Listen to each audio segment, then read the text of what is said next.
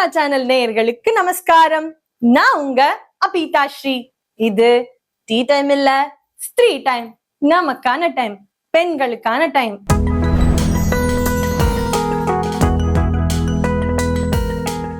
இன்னைக்கு எபிசோட்ல நம்ம என்ன பார்க்க போறோம்னு சொன்னா, நம்ம எல்லாரும் கட்டாயமா புடவை கட்டிக்கணும்.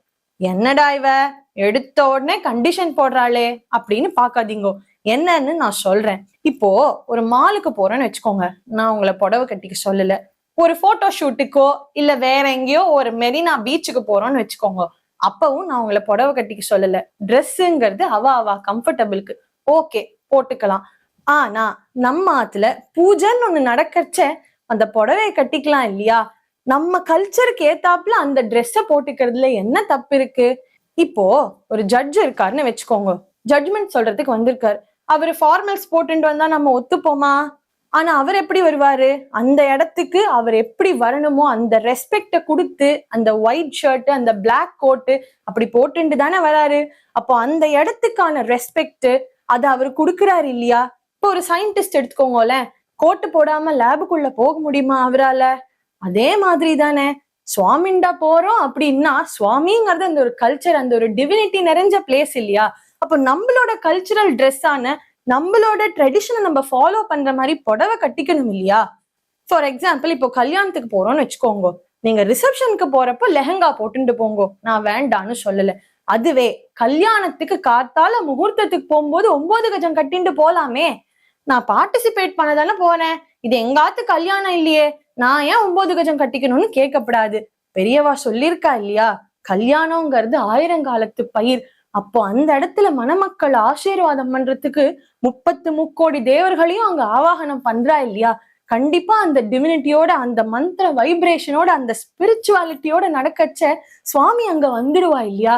சோ சுவாமி நிறைஞ்சிருக்கிற அந்த கல்யாணத்துக்கு நம்ம போகும்போது கூட அந்த ஒரு கல்ச்சுரல் ட்ரெஸ்ஸ போட்டுட்டு போறதுல என்ன தப்பு இருக்கு?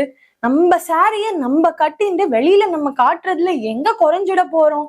நம்ம புடவை கட்டிக்கிறது இல்லாம நம்ம குழந்தைகளுக்கும் பாவாடை சட்டை பாவாடை தாவணி போட்டுட்டு கூட்டிட்டு போவோமே, அதுல என்ன தப்பு இருக்கு? அதை போட்டுக்கும் போதே அந்த குழந்தைகளுக்கு ஒரு சந்தோஷம், ஒரு ஆசை வந்துடும் இல்லையா அந்த ட்ரெஸ் மேல? முதல்ல நம்ம 9 கஜம் கட்டிண்டாதானே நம்ம குழந்தைகளுக்கும் அதை போட்டுக்கணும்னு ஆசை வரும். அதனால நம்ம எல்லாரும் எங்கெங்க போறோமோ, ஒரு கல்யாணம், ஒரு கிரகப்பிரவேசம், ஒருத்தர் ஆத்துக்கு போறோம்னா நம்மளோட ஒரு ஃபங்க்ஷனுக்கு போகும்போது, அதுவும் ஒரு ஸ்பிரிச்சுவல் நிறைஞ்ச ஒரு ஃபங்க்ஷனுக்கு போகும்போது நம்மளோட கல்ச்சுரல் ஒரு ட்ரெடிஷ்னல் வியரான நம்மளோட சாரி, அதாவது 9 கஜத்தை கட்டிட்டு போவோம்னு நான் பிரார்த்திச்சுக்கிறேன். திரும்பவும் ஒரு நல்ல கான்செப்டோட உங்களை மீட் பண்றேன். Until then, bye from அபீதா Sri.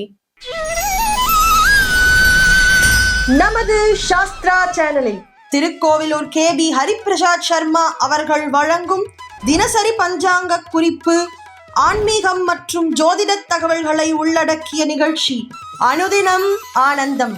தினம்தோறும் அதிகாலை 5:45 மணிக்கு. இத்துடன் திங்கட்கிழமை தோறும் உபன்யாச நிகழ்ச்சி, புதன்தோறும் அறிந்த புராணமும் தெரியாத கதைகளும், வியாழந்தோறும் வேதபுரி பிரம்மஸ்ரீ H யுவராஜ் சாஸ்திரிகள் வழங்கும் நீதி சாஸ்திரம், வெள்ளிக்கிழமை தோறும் அபீதா ஸ்ரீ வழங்கும் ஸ்திரீ டைம் ஆகிய சிறப்பு நிகழ்ச்சிகள் உங்களுக்காக எக்ஸ்க்ளூசிவா நம்ம சாஸ்திரா சேனலில் மாலை 5 மணி முதல் ஒளிபரப்பாகிறது. மறக்காம பாருங்கோ, லைக் பண்ணுங்கோ, சப்ஸ்கிரைப் பண்ணுங்கோ, முக்கியமா உங்க ஃப்ரெண்ட்ஸ் அண்ட் ரிலேட்டிவ்ஸ் குரூப்ஸ்க்கு ஷேர் பண்ணுங்கோ.